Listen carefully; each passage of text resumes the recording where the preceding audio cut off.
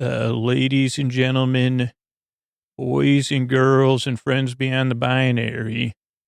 It's time for the podcaster. If he was pitching a GOT TV show to tweens, it would be Oh So Three-Eyed Raven, or Three-Eyed Raven, Oh So Raven. I think it would be that, Three-Eyed Raven, Oh So Raven, just because I love to say that. And I guess it'd be from there, it would write itself. Young Brandon Stark. I mean, Brandon Stark sounds like we need Raven. Yeah, how about this? Raven Simone is the mentor for Brandon Stark. Start from there. Yeah, and well, I don't know. We'll figure out. Actually, we won't figure. You know what time? You know why it's so confusing what I'm saying? Because it's time for Sleep With Me, the podcast that puts you to sleep. And if you're a regular listener, if you could pay attention for the next few minutes, and then when your hand hits the fridge tomorrow, sleepwithmepodcast.com/sponsors, because these are the ways we keep the show going. Tonight's episode of Sleep With Me is made possible by you, my patron. Thank you so much for supporting the show on Patreon. I want to thank you and all the other people that voluntarily subscribe to the podcast on a monthly basis, because you know you can count on it to help you fall asleep, to be there for you. And you understand that's kind of it's hard to explain what value for value means, but you really get it. I put my hard work, pour my heart and my soul into the podcast to create a safe place where you can drift off. And you're willing to compensate me for that. And that's a beautiful thing. You're willing to compensate me for the rest and the comfort I provide for you on a regular basis. Thank you so much for that, because that's what keeps the podcast going. Patrons like you and like Carrie, who is a teacher, is living on a teacher's salary, is still willing to sacrifice every month because Carrie said, I want to let you know how much the podcast has helped me. I have a hard time falling asleep with thinking about the day at school, all the work of being a teacher, and thinking about my students in general. And I'm grateful that the podcast can exist so I get a good night's rest. After all, I can't very well help my students be their best when I'm not rested and at my best. So thank you for helping me be at my best every day. So thank you, Carrie. Thank you, all the patrons out there. It's a crazy idea, supporting a free podcast on a monthly basis, but it's beautifully crazy. And I'm so thankful for you. And make sure your RSS feed's set up, because we got things in the works there, and everything comes through that patron RSS feed. And you can also always reach out to support.patreon.com for help. And if you're listening, you say, how do I become a patron? I'm not a patron yet, but I want to be one. It's simple. Go to sleepwithmepodcast.com/patron and support the show on a monthly basis. Subscribe to the podcast just like you subscribe to a magazine or a music service or whatever. It's just a strange thing, is it's voluntary. So thank you so much to everyone that makes the show possible. And if you want to sign up, there's ad-free episodes a week early starting at $5 a month. Sleepwithmepodcast.com/patron. Thanks. Hey, just wondering if you were interested in a free stock like Apple, Ford, or Sprint, or something else to start building your investment portfolio. Well, our newest sponsor that you're going to be hearing about in the middle of the show, Robinhood, is doing just that. And you can get started at sleep.robinhood.com. Robinhood's an investing app that lets you buy and sell stocks, ETFs, options, and cryptos, all commission-free. So get over there. It's free. Sleep.robinhood.com. Mystery Bard, who helps out on this show? I've always I'm always curious, because can you sing it to me, please? Chris Posty Poster Son sounds like an earful. Wrote the theme song. Edits episodes too. Carl W. the Legend also edits episodes. Kenny, Scotty, and Jennifer. Runner. Eric and the team at Astound are on the website. I am the Mystery Bard. I do the lullabies. Got a new album out. I think you'll really like it. You can get a copy at JonathanMann.net. Also, I made a longer version of this credits song. You see the kindness shine straight on through when the listeners form their own Facebook group. Keith, Stacy, Sarah, Laura, Julie, and Jennifer. These are your moderators. Get support dear Scooter on Patreon. Buy the merch and support the sponsors. You can find anything you want at sleepwithmepodcast.com. And we're so proud that we could dance to be part of 9 Fest. presents. So now on with the show. Thanks, Mr. Bart. I'm at Dear Scooter on Twitter and Instagram. That's the best place to get me. And I want to thank everybody who's always spreading the word about the show. Just sharing your natural experience with the podcast helps the podcast grow. Thank you so much. And let's get on with the show. Hey, are you up all night tossing, turning, mind racing, trouble getting to sleep, trouble staying asleep? Well, welcome to Sleep With Me, the podcast that puts you to sleep. We do it with a bedtime story. All you need to do is get in bed, turn out the lights, and press play. I'm going to do the rest. What I'm going to attempt to do is to create a safe place where you can set aside whatever's keeping you awake. It could be thoughts, feelings, physical sensations, changes in time or temperature, changes in routine. Whatever it is that's keeping you up, like, so stuff you're thinking about, anything you're experiencing physically or that's coming up for you emotionally, those are three of the zones, but it could be, it could be something to travel, whatever's keeping you awake. I'd like to take your mind off of that. What I'm going to do is I got this nice, safe place here, set aside, reserved, and it's one of the first, you are a VIP, and that means you, where you say, hey, come on in. This safe place is welcoming, opening. It's not exclusive, but it has that feeling. Believe it or not, we do have, I don't know if you're familiar with the Muppets, but you might not believe this because it's probably, not exactly true, but it's imaginarily true, is, the Muppets, they had a Muppet show. So that was like a regular gig. And then the Muppets, I got to get back to the intro, but then the Muppets had, now they're in movies, right, from time to time. And not every Muppet is like, a Kermit, Miss Pig, the big draws. There's Muppets that are on the, lower on the marquee or the posters, right? And those Muppets may or may not take side jobs or freelance gigs. And I'm just saying, if any Muppets did, Dr. Bunsen, Honeydew, and Beaker would probably be running a Sleep With Me labs somewhere. And they would be the ones working on that, what did I say, exclusive, where it feels exclusive. You say, well, I've never, here's the things with me. I've never been on a cruise, never been to Sandals or Club Med or the one with all the romance where everybody's, where the couple looks like they're, I don't know, is that Sandals or was that in the 80s? I know I've seen an ad where this couple looks like they say, whoa, that looks exclusive, or a club level. I haven't stayed at club. I don't spend a lot of time on club levels, or private clubs, but, or clubs in general. What was my point? But when you think about those things, you think about, ooh, it feels exclusive. That's what this safe place feels like. You're important because your sleep's important, and it's important to me. Also, it's important to me to go off topic early. So I'm going to create a safe place where you could set aside whatever's keeping you awake, whether it's thoughts, feelings. Oh, I said that physical.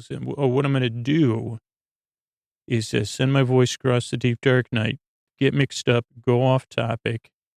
I'm going to use lulling, soothing, creaky, dulcet tones, pointless meanders, superfluous tangents, other stuffing, a lot of stuffing, filler, fluff, all that stuff. You say, I wonder if a Muppet has ever written like an ode to my stuffing. Who would do the odes? I'm sure maybe Sam the Eagle, but that would be a little bit more of a patriotic ode. I don't think, Fozzie would do a joke ode. Gonzo possibly. Miss Piggy would do one probably, but that would go, anyway, who are the Muppets? Oh boy, you missed out, but never too late to discover them. In fact, I think the Mystery Bard watches The Muppet Show and has encouraged me to rewatch The Muppet Show with my daughter, and I take that advice. I'm taking that advice to heart. Okay, but where was I? I'm going to send I'm lulling, soothing, creaky dulcet tones, pointless meanders. If you're new, sorry, yeah, welcome. Sorry about that. I've gone off. I guess I've got just I don't know. Maybe it's I've had Rainbow Connection recently with the Muppets or something. It's hardy har har. Okay, if you're new though, welcome. I'm glad you're here. This podcast is a bit different, so I want to set up a couple things for you. One, I'm glad you're here. Your sleep or taking your mind off stuff, keeping you company. That's important to me. So I'm going to be here just to take your mind off stuff. So here's the thing: no pressure to listen to me. You can fall asleep whenever you want. You could listen however you want. Some listeners will listen close. Some listeners listen kind of amused or bemused. Some listeners imagine me with a Muppet on. I don't know if anyone's ever imagined me sitting with a Muppet on my knee. You say, Muppet on your knee, $1,000 fee. And it's a great way to, I said, well, that's just how my brain works. It goes from one thing to another. That was water on the knee. Thank you. But here's the thing. You don't need to listen to me. Okay, that's one thing if you're new. Second thing is there's no pressure to fall asleep. These shows are an hour plus because I'm here to keep you company as you drift off. I'm more here as your companion, walking at your side, providing you with some friendly banter and distraction as you drift off. Because I really, truly believe you do deserve a good night's sleep, but I feel like there's too much pressure around that, right? You deserve it. And I just want to ease you into it. So no need to listen, no pressure to fall asleep. And structurally, what to expect. The show starts off with a few minutes of business. That's how we keep a podcast free and coming to everybody. Then we have an intro. The intro is kind of like a bedtime wind down. It's like a 12-minute show within a show where I slowly guide you towards bedtime. Like some listeners listen to the intro while they get ready for bed. Some listeners listen to the intro while they're in bed, drifting off. Some listeners fall asleep to the intro. A few percentage of listeners skip the intro. And a lot of people, or more and more people, listen during the day. I guess particularly to the intros, but sometimes to the stories too, for a little break during the day too. But the intros where I try to explain what the podcast is to the new listener every time. And this is where it is like a Muppet show or a Muppet movie, or just like the word Muppet. If you didn't you say, well, I don't know what a Muppet is, but I know what that word sounds like. And you'd say, Scoots, it sounds like when you're trying to explain what the podcast is for the 775th time. And you try. So it's like the up it part, but you never get there, which is like the part. And I say, exactly. It's it's actually part of my method. Actually, that's why it's totally intentional that I say, one day I'm going to find the perfect metaphor for a podcast. It turns out that whatever this Muppet-based metaphor isn't the perfect one, especially since I don't even remember what my original point about the Muppets was. It was something, because I have Bunsen, Honeydew, and Beaker. I'm imagining if they worked for me on the side, if they would be designing new meanders for me, creaky dulcet tones, making a safe, comfortable place. Of course, then you'd say, well, Scoots, I've watched those Muppet movies. What about all the unintended consequences? And I'd say, well, doesn't that usually just happen to Beaker? Beaker's talk about, here's another totally unrelated thing, but in some sense connected. And I don't know if there was an app a while back, Super Better. I'm not sure if that's out there. I was trying to teach people resiliency and the importance of resiliency. And that's considered the important part of I guess integrated with self-care and mindfulness and in flourishing is resiliency, right?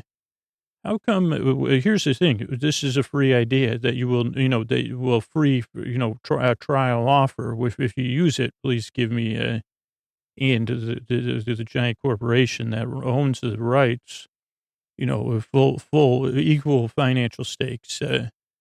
But how come Beaker's not used in every resiliency metaphor or You'd say, is there a resiliency institute? Well, one, does Bunsen Honeydew run it? Probably. But if there was like the resiliency, like a model of resiliency, like you got the modern major general, modern major, that one. You'd say, what's a model? And you say, well, there's Beaker's in a puppet scooter. And I'd say representative model of resiliency, the Beaker story. How about that? Beaker, a model of resiliency. Okay, maybe, possibly, right? So Beaker's a character in the Muppets that was like the foil to Dr. Bunsen Honeydew's grand plans to help the human condition through science, mostly through mechanics and science, usually. Okay, so, and I'm here to just help you with meanders. So, structure with respect to, so the intro goes on and on and on. Eventually it peters out, not that long from now.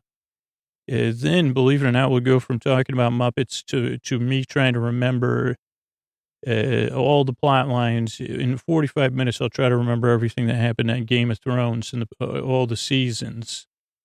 And that should be pretty sleepy because my recall is not excellent. But really, this podcast, and then, so there's the intro, some business, then the story, or a Game of Thrones discussion. Be very vanilla, don't worry. And then some thank yous at the end. If you want to skip the ads, you just become a patron. It's podcast.com/patron. What else? I think that's it, a structure of the show. I thought there was something else I was going to remember that was Muppet related. But I don't know. So yeah, the podcast is here to keep you company and to take your mind off stuff. And because I really do believe, I want you to be resilient. I want you to be rested and be able to go out there tomorrow and flourish, to be in a place where, as you're drifting off or as you're getting ready to bed, you can say, it's not easy being you, but you do deserve a nice resting, safe place, a nice place to relax into, and a nice night of solitude or whatever you call it. Yeah, I'm sorry. Like I've got my vocabulary is limited because they said, "What's the I mean, maybe part of me is like, we got to get a hold of the big resiliency council to get up and tell them about Beaker." But the thing is, as I said, I believe you deserve a good night's sleep. I believe you deserve a life where you can get out there and flourish, where you feel treated with dignity and respect, and you can do the same and create, water some flowers out there in the world, And so I hope I can help. And I really appreciate you coming by and checking out the show. It is a bit different, so give it a few tries. Almost every regular listener says it took a few tries till it worked. But I really appreciate it that you came by. You earn and I strive, and I really hope I can help you fall asleep. So thanks again for coming by. And here's a couple of ways we keep the show going. Hey, this is Scoots. Before we get to the story here, I just ask you to think about, if you're listening still, how many times you listen to Sleep With Me, or how many episodes you listen to Sleep With Me, either on a weekly or monthly basis. And if your answer is you listen to more than 5 episodes a month or a week, it really asks that you consider supporting the show on Patreon or supporting one of the sponsors. If you consider those listens more than 5 episodes a week or a month even, if those bring you value, and you're listening and relying on the show on a regular basis, I'd just like to ask you to consider voluntarily supporting the show, and I guess in a financial way. So paying for the podcast so it can be around for you to continue enjoying it by either supporting a sponsor by going to our website, sleepwithmepodcast.com, click on the sponsors tab, or by becoming a patron. Because those episodes that you count on that come out or are available there for free, they count on you too. So if you're able, please consider one of those 2 ways of supporting the show. If you're unable, spreading the word is a great way, a great free way to support the show, like letting people know about the podcast. That's all I ask. Thanks. Just consider it. Just think about it. Thanks so much. All right, hey everybody, this is Scoots, and this is going to be an interesting tale of the tape. I'm going to have to really, I don't know, it'll be interesting. So, this is a Game of Thrones tale of the tape because I haven't prepped for the new season by rewatching anything. And because it's the close of the season, I was wondering if I could do in like a 50-minute span, like go through all the seasons of what I remember, like, and see what comes out of that because that should be pretty sleepy. Based on my memory alone, unless I get really like, so right now I haven't looked anything up, but at some point I could pause it and say, first off, how many seasons have there been? I'm guessing 6 so far, but it could be 7 or it could be 5. So what we'll do is we'll go through and kind of look at, yeah, we'll just kind of go through things and meander. It'll be a meandering recall of what happened in over the history of the show. And I guess it gives me about 8 minutes a season, depending on how many seasons there are, though it could be between seasons 3, 4, 5, and 6. Oh boy. So season 1 was, of course, the intro. Okay, a couple more things, I guess. So one is like one of the nice things about Game of Thrones is that despite all the complexities of everything and the pomp and circumstance and the drama and the action, it really is just these human stories, and a lot of it is like a family, and even the little kids that live inside us based, at least in my opinion, and that it is a show about family dynamics, which is actually how the first season starts off. So I guess that is a good transition because it does start off, I believe, first off with the dynamics of two different families. So episode 1, we meet the Starks. No, no, 3. I'm sorry. Excuse me. 3 different families and I guess the greater political families. But so, yeah, so season 1 starts off, we meet the Starks. And again, I don't know, I know how the kind of the beginning and towards the end of the show, I don't really know of the season. But so it starts off, we meet the Starks, and we meet, who's the bit, what's his name? Papa Stark. If you're a stickler for Game of Thrones, you're going to be in for it. And, eventually I remember it. We meet, actually, even in the teaser, we meet Benjen, I think, which doesn't pay off again until recently. And I remember reading that in the book. But so, okay, so we see Benjen, then the show opens, then we meet the Stark family, maybe. And Ned Stark, actually, thank you. Thank goodness I remembered that. Caitlin and Ned, oh boy. The Stark family, they live in the north, Winterfell. Ned lives by code. We learn that. We learn he's a kind father. We learn that there's the family dynamics. We learn that John is a half son or whatever you call it. Is like, I mean, they have other words for it, but he's a Snow. And we see the dynamics between who do we got in there? We got little Rickard, the three-eyed raven, Bran, who one day, but Arya, Sansa, the dude that was king. I forget his name. I want to call him Richard. Maybe he played King Richard at some point. I'll eventually remember his name. Jon Snow and old Leonard, the forgotten Stark. That was like they say. Wasn't there one more Stark son? Yeah, Leonard. Everybody forgets about Leonard. Rickard, it was cute, the cute one. Bran was the one where you said, there's something more to Bran than I know. So those were the Stark kids, I believe. And the kid, he was king in the north. That's not season, that's season 2. So we learn the family dynamics. They get their puppies. And we see Caitlin and Ned. There's something strained there. Maybe we get some hints back to the past. I don't know. So we meet the Starks. Eventually, also in the beginning of the season, I don't know about the episodes, but then we meet at what is their last name? Baratheons. Robert, we find out Robert Baratheon's king. He's coming to see Ned to make Ned his hand. We find out his hand is going to the big farm. We meet Cersei. We meet, I don't know if we meet Tom and Tom and sister. That's a good question. Great question. I don't know. Jamie Lannister and Joffrey. We definitely meet Joffrey.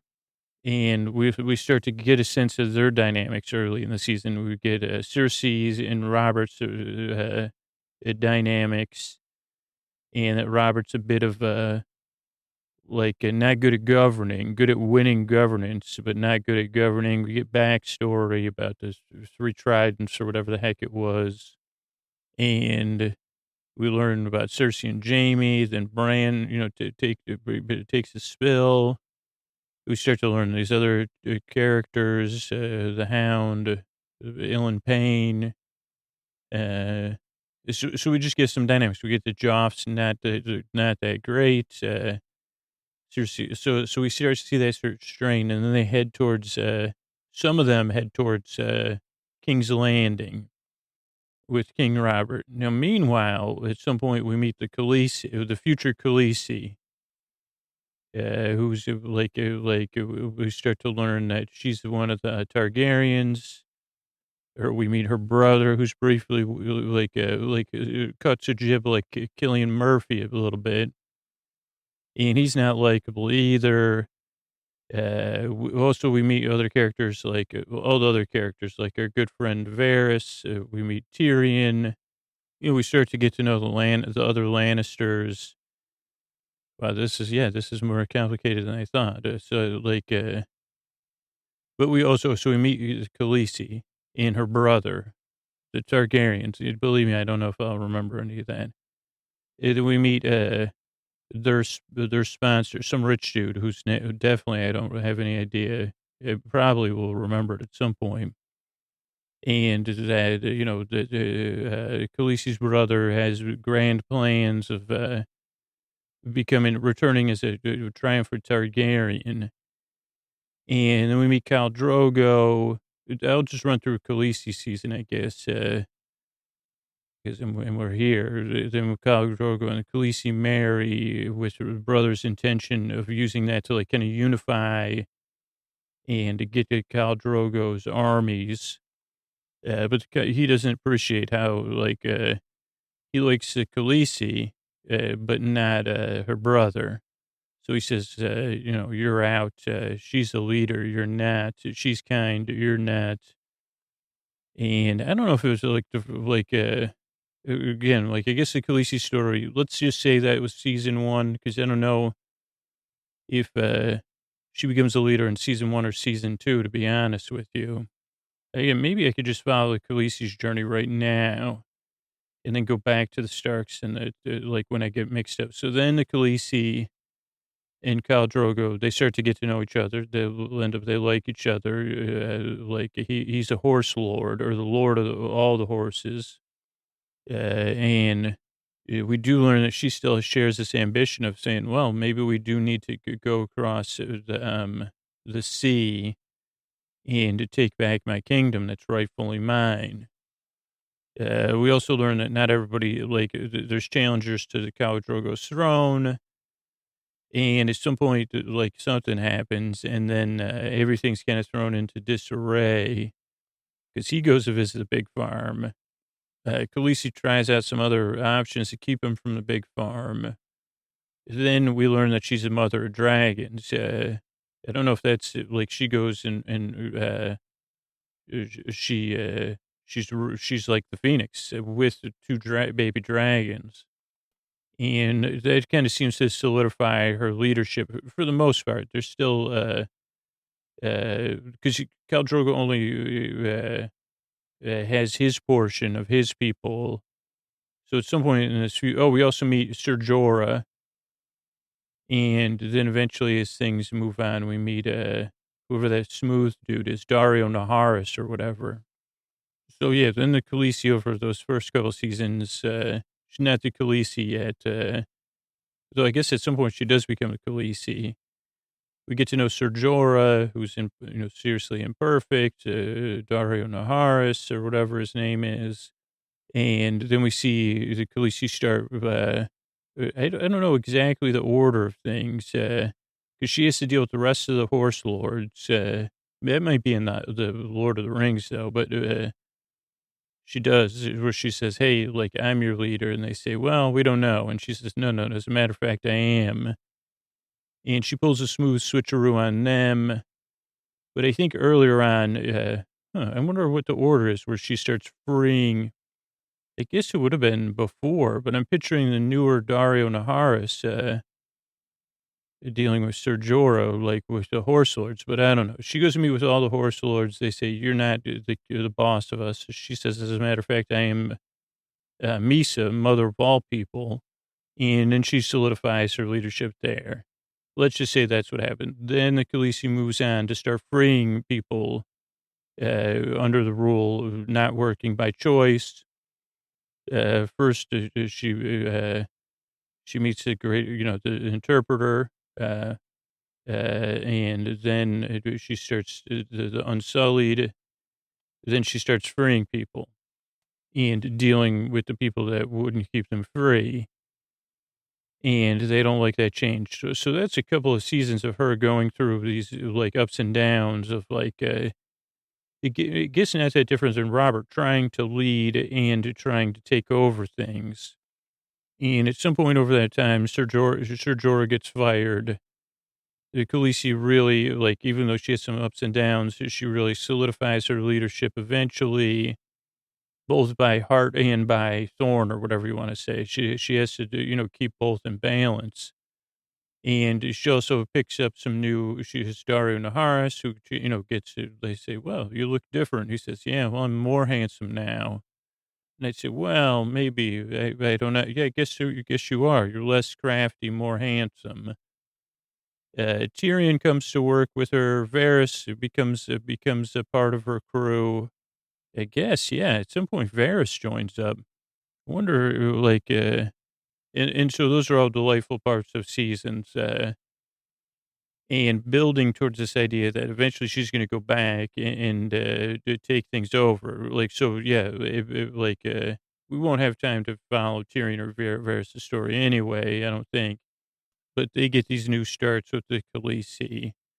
And eventually, like, at the beginning of the previous season or the end of the season before, she says, let's get some ships. I forgot how she got the ships. But she says, let's get some ships, let's go across the sea, and let's start taking things over, especially as she hears about how the leadership's going over there. So she takes over, they go across the sea, and then last season, or over the past 2 seasons, I don't know which one's which, she comes, she deals with the current leadership, which we'll get to in wherever that place is called, Westeros, and she has her ups and downs, learning learning to deal with that stuff. Eventually breaks out her dear dragons, and she's dealing with that stuff. Then also she gets called to the north because they say, well, there's a bigger thing to deal with other than just like that's kind of how the last season closes. Is like, are you going to deal with the humans or are you going to deal with this other stuff in the north?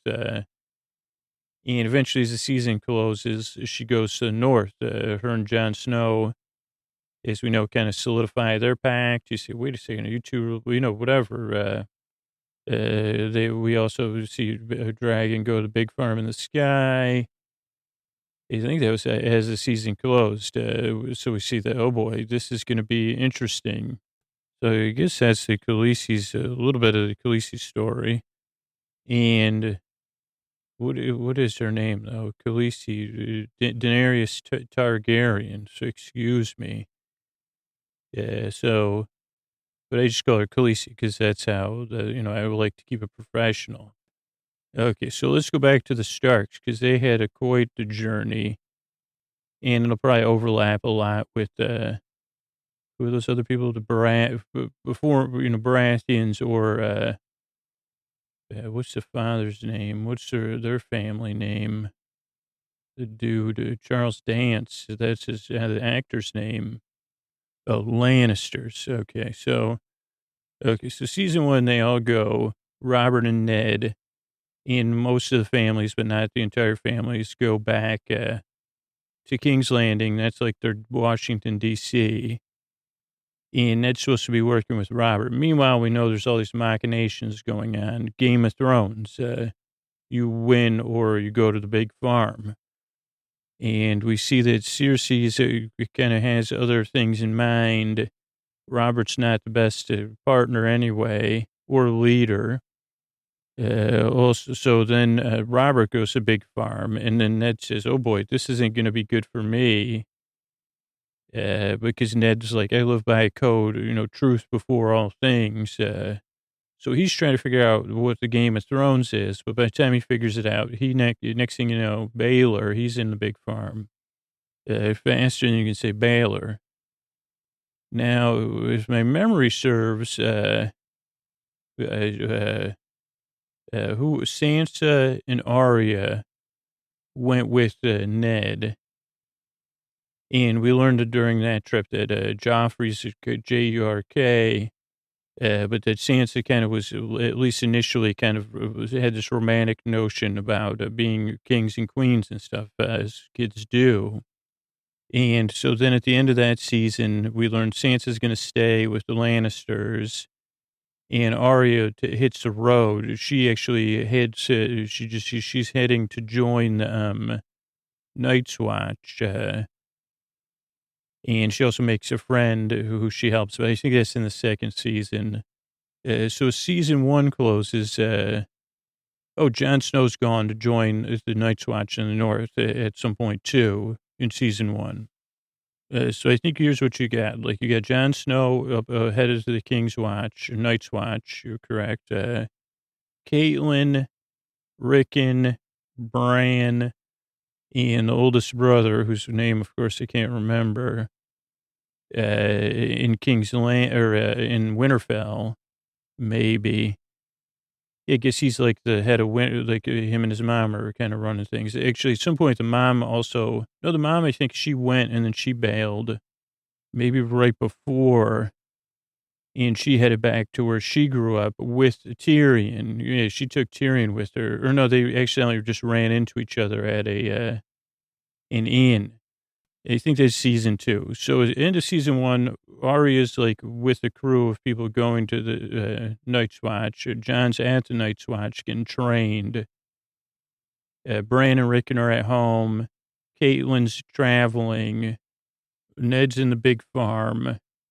And Sansa's with the Lannisters. And so then season two, I wish I could remember that guy's name, the oldest Stark. I almost had it. It's not Robert Stark, though.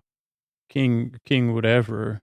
The King in the North, they call him, for a little while.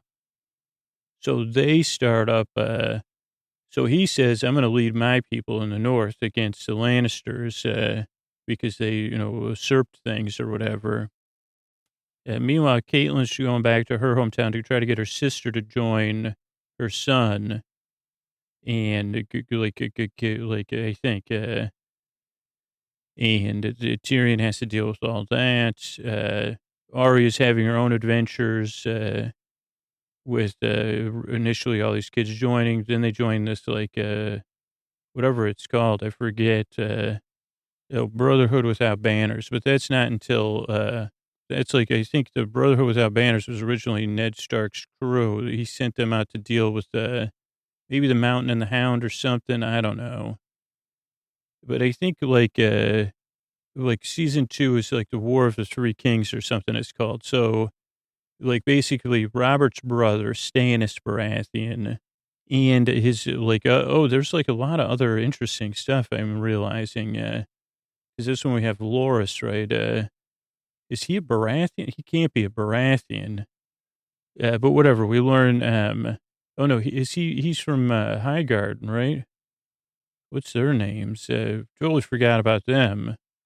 But so season two is Stannis Baratheon wants his brothers. He says, I'm the king because I was like the Baratheon. before, I'm older than my brother or something. I also think there's a third Baratheon. Yeah, there is. Oh, for a little while. Yeah, that's right. He's in a relationship with Loras, and I forget his name though. And he was actually seemed like he was going to be a good king. And he doesn't like so. And then Ned's son is like busy taking over the North. Two Baratheons are trying to become king or saying they're king.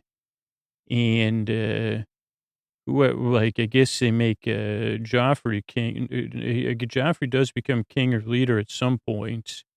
Those Cersei's queen regent on and off most of the time and kind of calling the shots. Oh, no, at first it's Charles Dance, who's, what's his name? Lannister, big boss Lannister. So anyway, they have to deal with the oldest Stark, whatever his friggin' name is. And I don't know if this is season 2 or season 3. Maybe it spans 2 seasons, all this stuff. I don't know. Yeah, I think so. So, like, it looks like they're winning, then they're not winning. Eventually, Caitlyn makes it back to join her son. Jon Snow's, like, learning the ropes up at Winterfell, or wherever that's called, the wall, Ice Reach, or whatever the heck, all those places up there. Sansa's trying to make the best of what she can, which includes different, like, if like thinking she's going to marry one person, you're getting told what to do, then another person, then initially like she's going to marry Joffrey, getting told to get her brother in line. Meanwhile, Arya, she has an adventure and she learns from this other dude about, like she gets stuck dealing with Charles Dance for a little while at wherever the mountains house was. And we kind of see that she's against him. Then she says, at the end of season 3, I think, maybe it's season 2, she's met this cool dude. Oh gosh, I forgot his name too. Again, I'm just winging this. And again, this is why I make a sleep podcast. My brain doesn't exactly record things in order or in a sensible way. But so she heads to Bravos eventually, because she had originally learned fencing from a Bravosi. Then she meets this mysterious dude who's one of the faceless people, and because he owes her, like he gives her a coin to go there. So yeah, I don't know. So then, but at the same time, when that closes out, or as that's about to close out, we also find out that I think this is the end of season 3. Caitlyn, what's the king's name? King, my brother Stark. I don't know, whatever the oldest Stark was with the beard. He's a handsome guy, but he had like made some political decisions that weren't so great. And so eventually they need this one bridge that this one old troll runs. And instead of sharing the bridge and his people with them, he sends Caitlyn and uh, the the king in the north, we'll say, and also his new bride. They all go to the big farm. This is actually, I think Arya finds out about this, and then and I guess like she's with the Hound. At some point, she hooks up with the Hound, and then she says, forget this whole thing." And then maybe this is 3 and 4, because then also at the same time, uh, it gets a little bit more stretched out. So that's kind of Arya's journey a little bit. Then Sansa, she was stuck in the north. So basically, in the King's Landing, you get Cersei and Joffrey trying to run things with their advisors and their dad. Then they're also not that nice to Sansa. Sansa's supposed to get married to Joffrey. Then she's supposed to get married to Loras. Then Joffrey is supposed to marry. Who does he marry? Like, because his wedding is like this big deal. Oh, he's marrying Loras' sister, right? I believe. Yeah. again, another character's name escapes me. And also at the same time, Jon Snow goes into the North and meets the Northern people who were totally being said they weren't that great, and it turns out they are. So then, whatever, they're defending King's Landing. They take out they send one of the Baratheons to Big Farm using some undercover method. I think Stannis does that. Then Stannis tries to take King's Landing. He fails. And then, yeah, this is definitely sleepy stuff because, so then Joffrey goes to marry one of the people from Highgarden. They're not Targaryens. Loras and, these are good questions. But so then Joffrey visits Big Farm. We actually get to spend some cool time with the people from Sunspear because everybody's saying at some point Tyrion gets in trouble for one thing, and I think he's in trouble for another thing. And eventually Tyrion gets out of trouble because of the dude from Sunspear, who's one of the coolest. But I don't know his character's name. I know the actor's name, but so that's Tyrion. We kind of followed Tyrion's journey. So Joff goes to the Big Farm. Cersei's not happy about it. She doesn't even know who's behind it.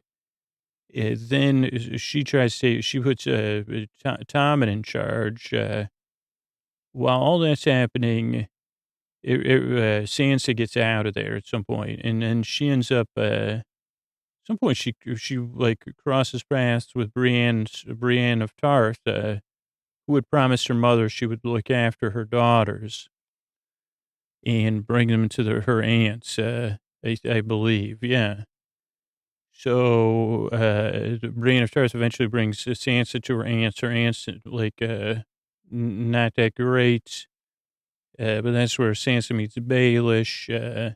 Also, that's where Arya, the Hound, and Brienne of Tarth all cross paths. I think this was before Arya broke out. This must have been afterwards, where Arya heads to Bravos.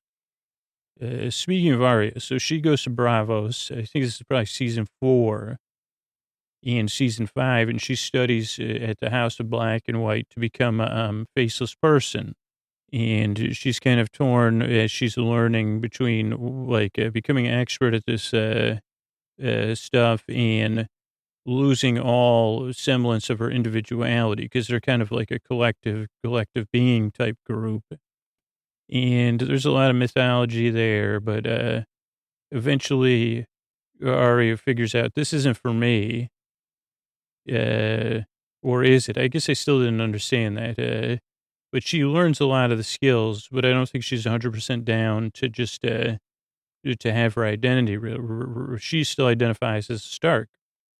So then a cool thing in like season 5 or season 6, Arya goes back to that the bridge and the troll. It deals with the troll at the bridge on behalf of her brother and her mom. And then eventually makes her way back to Winterfell. Now, Sansa, oh boy, so she had to go from Joffrey to thinking she hung out with Loras, but then somehow they got her out of, because Cersei was kind of keeping her as I kind of have you as a bargaining chip. So eventually she got out. Then she had to deal with her aunt, I think. No. Is that first or second? I guess that's, when was that? That's a good question. I'm a little mixed up, but at some point she deals with her aunt. She deals with Baelish. I think before that, so what happened to her when she got away first? Like maybe she went back to Winterfell and is that right? And then eventually the Boltons took over, and she had to deal with Roose Bolton. Now, poor the other, he's not a Baratheon, is he? Yeah, I guess we don't have time for every character, but so Sansa ends up having to be married to not Roose, Ramsay Bolton, who's the worst person. I'm trying to think of the many worst people on the show. At least Cersei has some redeeming qualities. Ramsay's one of those characters who's just not redeeming. But so what happens? So eventually, um, I don't know. I'm trying to think of Sansa's journey because she does. So she has to be married to Ramsay. She keeps thinking that the people in the north are loyal. I think she gets out with Brienne of Tarth. Would that be when she goes back to her aunt's place? That kind of makes sense. And then meets up with Baelish. Maybe that's how everything happened. I don't know exactly. And eventually she comes back with Baelish's army at the same time. Let's go into Jon Snow. So is that right? Jon Snow in charge of that?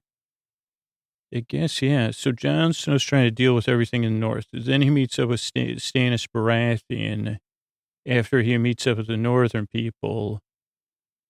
And I don't even know, yeah, I'm a bit lost. Like Stannis, I think he tried to recruit the northern people to go to King's Landing. Maybe not. But Stannis ends up so at some point I thought he forged a pact with Jon Snow. Maybe he didn't though. I don't know. And no, he did. So I'm trying to think of how Brienne of Tarth got involved because eventually, how is Brienne of Tarth in there? Because she ends up seeing Stannis. But Stannis ends up helping try to take the North back. Does this sound correct? With Jon Snow and some of the northern people. And it doesn't work well for Stannis. Then Jon Snow's in charge. And maybe with some of the other northern people. I don't know. But eventually Jon Snow tries to take Winterfell back from the Boltons. And then what comes in and saves the day is this Sansa with Baelish's army. Sansa comes in and saves the day. Now, maybe that was a message she sent out. I don't know if she was still stuck there. But I think I could see her on a horseback, but whatever. They take back the north, Jon Snow and Sansa. And that's how, a season closes, because then eventually Arya joins up with them. And then I think last season was spent with, Bran, you're right. So then Bran at some point, they have to get out of Winterfell when they lose Winterfell. So Bran, Rickon, they sneak out, and eventually Bran realizes they've got to head north, because he's a three-eyed raven. He keeps having these dreams. I don't know if this is accurate, but, so eventually they head north and Bran actually becomes a three-eyed raven. Oh so raven. He's a oh so raven, three-eyed raven. But so eventually we realize that, what do we realize? So eventually they get the Winterfell back, and then Arya comes from her adventures. Oh, the three-eyed raven. So Bran goes north, becomes a three-eyed raven, which gives him powers, and also he realizes there's trouble in the north too. And so he comes back to Winterfell, and they're all trying to figure out how to protect. They say, well, there's this coming from the north with this supernatural stuff. Isn't that more important than our infighting? And then it's kind of last season. It's all of the Starks trying to come together again. The family. The remnants of the family, I guess, try to come together to protect all of Westerosian humanity from this oncoming supernatural threat, and uniting people and working together, getting Khaleesi on board, trying to convince Cersei and them, and leading towards this season where it looks like, oh boy, the odds are stacked against Westerosian humanity. And that kind of catches up where Khaleesi was. So Khaleesi's got Varys, There's also a red woman comes in and out. I'm not sure about that. There's Missandei, who's the interpreter, who's that's the character that makes my heart flutter. But there's also Missandra, I think, the red woman, and that's another kind of supernatural, and it's trying to tell where they're at is really confusing. So at this point, it looks like the Khaleesi has joined with Jon Snow to try to protect the North. Is where we kind of left off. Is then back in King's Landing, Cersei has been through a lot of political Game of Thrones. So she's been playing the Game of Thrones. She says that's the title of the show. I don't know what everybody says. It's not Game of Dragons. It's not Game of Walkers. It's not Game of Freedom. It's Game of Thrones. Me and Stannis are really the only ones that get this. So she's actually been playing the Game of Thrones the whole time. Now, I wouldn't play with her, by the way, because then if Cersei's son becomes Tommen becomes king, and Tommen marries whoever the people are from Highgarden, whose names I can't remember. Then in 2 seasons ago, maybe this religious movement crops up, Tommen, charismatic, but kind of religious movement, which threat is another Game of Thrones. You say, well, it's not just in the throne. That's a throne too, which also becomes that was the season before last, I think, because that seems to threaten Cersei's power. And so towards the end of that season, Cersei pushes all her chips in on Game of Thrones. She says it's the name. Again, the game of show isn't Game of Parents. It's not Game of Mom. It's not a game of fair. It's Game of Thrones. And that's how that season ends. She says to Tom and his new wife, the charismatic religious movement, and they play by their own rules too. She says to them, well, I think it backfired on her. I think she tried to use that religious movement, but she's got a lot of crafty people working for her too. But she says this is Game of Thrones, pushes all her chips in again. And as the last season progressed, at least initially, she was in the throne. She had her own crown. She was in charge. She was putting Jamie to work. Jamie was torn, of course. But then, she was playing Game of Thrones with the Khaleesi until the Khaleesi was pulled north. And she was working with that Reaver dude, Euron. And she has that mad scientist. She has a blue-faced man working for her. Jamie's also I'd say, I mean, I don't know who the most tragic character is that's made it through all 7 seasons. I mean, you got a lot to pick from.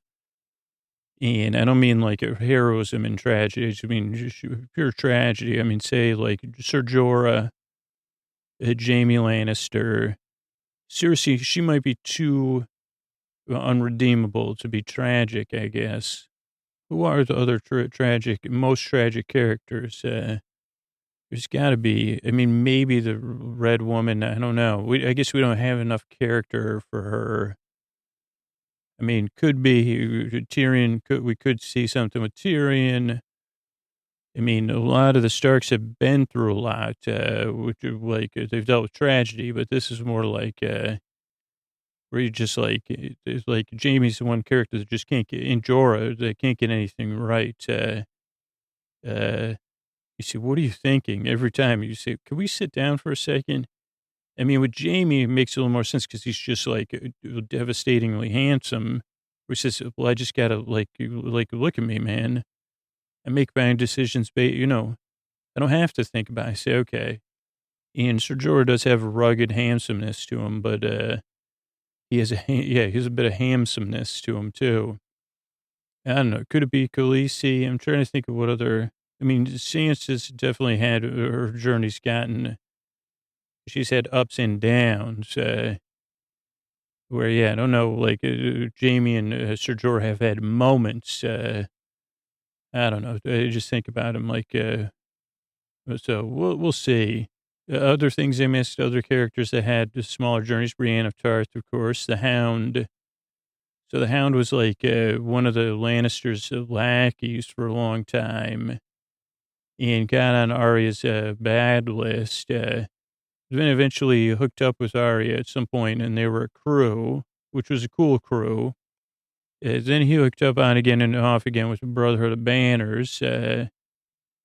And then at some point he took a quick visit to the big farm in the sky. Then he hooked up with the Brotherhood of Banners again.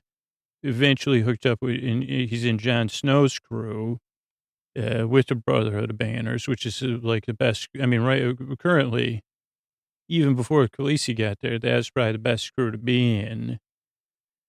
So there's that. And in that, I guess I'd have to rewatch those episodes. I don't even know what like who's like around. I'd have to watch that last two episodes again. But I'm sure I missed a lot. Of course I did. I mean, we had Tyrion's journey. Kind of Tyrion's been around like in a very similar way. You have Bronn, who's kind of like Jaime's. He was originally Tyrion's sidekick. Then he's become Jaime's sidekick. I'm sure maybe he'll return to being Tyrion's sidekick again. Bronn's a sellsword. Tyrion's the smarter, but more conscious, like makes his decisions. Now, I guess there's moralist. He's just he's the most intellectual character, I guess, probably. I mean, Varys maybe. Khaleesi, she's like, but yeah, so like eventually Tyrion's gone from being a Lannister to in the Khaleesi crew. But at the last episode, I say, well, what's going to happen to Tyrion next? Bronn was like for a short time in Caitlyn's crew, but then he joined up with Tyrion. But he's kind of like, it's the character. We have the characters in the South we haven't really heard from. I don't know if we'll hear from them again. But not, I don't know, like the Bravosi. I don't know if we'll hear from any of the Bravosi again. I mean, we got to deal with that dude, Euron. Sooner the better for him. And he's from that island. I forget about that character. Theon Greyjoy. Who's that? That name just popped in my head. Is that who I'm thinking it is? Is Theon like, there's another tragic character. Is that who Theon is? It's Theon Greyjoys. Yeah, there's Euron Greyjoy. So Theon, I think, he's like, holy cow. He's another one, but he's unlucky. No, he makes poor decisions too. So I guess like for me, the tragic characters are the ones that make the worst decisions. I mean, because the characters are trying to make the best decisions they can. They're just always terrible. So you have a triad of Jaime, Theon, and who's the other person? I already forgot. Ser Jorah. So yeah, Theon is like, he was just it's complicated, but he was kind of like a living with the Starks as like a guest, and like as a bargaining guest, but kind of part of the family, but never totally part of the family. He definitely had an inferiority thing. He wasn't as handsome as the Stark boys. I mean, just a fact, or quite as skilled. So he's always trying too hard. And then he like had like those issues where he wanted to go home, but he wasn't welcome at home. And never good enough. So he's gone on quite the journey too. I mean, just a brilliant show overall. I mean, I guess like trying to put 6 seasons or whatever and remember them all in 50 minutes isn't easy. But yeah, that's a little bit of the tale of the tape of what I remember of the first 7 seasons of Game of Thrones, just to get you caught up for this season that's about to start soon. Good night. I want to thank everybody who reviewed the show recently. Madeline from the USA, Bricks and Puppies and People. Been using Sleep With Me on and off for 2 years, and I'm often asleep before the story begins. I got a 6 to 8 week old puppy who would, also needed help getting the pup get to sleep. After turning on the puppy, the podcast turns off the puppy, relaxes and drifts off to sleep. Now, I'm convinced Scoots is a big help. Laura, Lora, it did not like the podcast, or that there was 4 minutes of ads from the UK. Neither did SH from the U.S. Didn't like the creaky dulcet tones. Pop guy, P-double-O-P guy. It's just holy shirt balls. This guy's sailing it. Both interesting, boring at the same time. Short guided meditation, meaningless, meandering stories, delivered in a manner that oddly entertains me while putting me to sleep. Riley from Australia, like nothing else. I was skeptical, but nothing knocks you out like Scoots. B-Screen says, Scoot's amazing, puts me right to sleep. If I didn't rate him 5 stars, and then they fell asleep. Love festivals from Australia, incredible. Podcast is so amazing.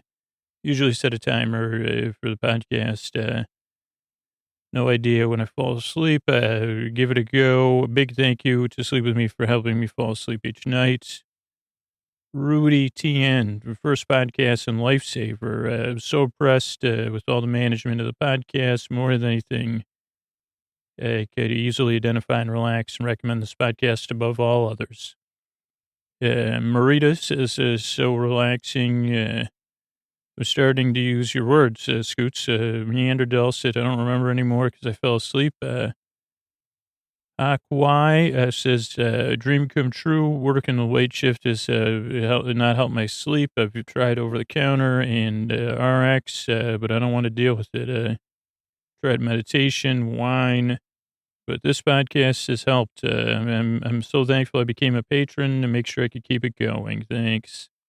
Ooj says, thanks for the rest. Wish I could comment on the quality of the show, but thanks for the million. Thanks a million for the 7 precious, elusive hours of sleep. How does episode even end? That comes from Sleepy Nancy. Never made it that far. NW Cajun, so Cajun from the Northwest, says, humorous way to be bored to sleep. Don't know how he does it. Like an old uncle who used to tell stories, but you're too polite to stop him. JJ Borgi, love, helped me fall asleep every night since the first listen. Love all intros. Kira with a Y, human, says, I love the podcast so much. A 9-year-old giving it in. Kira says, if anyone says anything bad, they're not telling the truth. Well, no, I mean, people have different opinions. Creaky dulcets land on the ears different ways. Suzu's02 says, nights are made for dear Scooter. There to keep me company, keeping the thoughts at bay. Son of Maryland, that's pretty cool. Slept so peacefully, lulled my mind to sleep, listened on and off. Subscribe today. Help you slow down so eventually you rest. Elizabeth with an S says, amazing. I've been listening. I can't say enough how great it is. We're dealing with the flu, and the podcast help too. Cole Lahara says, works every time. First time I listened was at a friend's when they were about to get interviewed on live TV. Oh boy, I know how that goes. But podcast worked. And I'm going to become a supporter. Please don't stop. Ellie, too hard to handle. That's kind of like the song. Amazing. I'm only, another 10. Oh, this is another one of her friends. Only 10 helps me so much. Ellery, a good buddy. Bye-bye. Insomnia. That comes from VL. Lauren does not like the songs. But yeah, that's, it's just hard for me if anybody like wants to listen all night long and you listen to back-to-back episodes, to keep it free without the ads is just not possible. So and the songs are a part of that. Snapperoo loves the podcast. And that's it, Cool Gamer. I remember thanking Cool Gamer last time. Thank you, everybody, so much for reviewing a show. Sleep With Me is listener supported. It exists because listeners that support the show directly on Patreon or through our sponsors. So thank you, everybody does that. Sleep With Me grows by people who spread the word naturally with their experience with the podcast. Thank you so much for that. We're a proud member of Night Vale Presents. You know what show you could really listen to all 3 seasons right in a row to is the amazing Alice Isn't in the Big Farm in the Sky. I mean, one of the great, when the podcast history is written, it'll be one of the great audio dramas or a piece of audio fiction, I guess is how I prefer it. Also available in your bookstores. Alice isn't in the big farm in the sky, but it's spelled, it's shortened for acronym for that is a D period, E period, A period, and then one other letter, the same as the first letter. So check that out. You can check that out at Alice. Just go to knifepresents.com to find out more. And we're also a member of PRX. You can see everything they're doing at prx.org. And there's plenty of other episodes ready to go if you need it. Good night.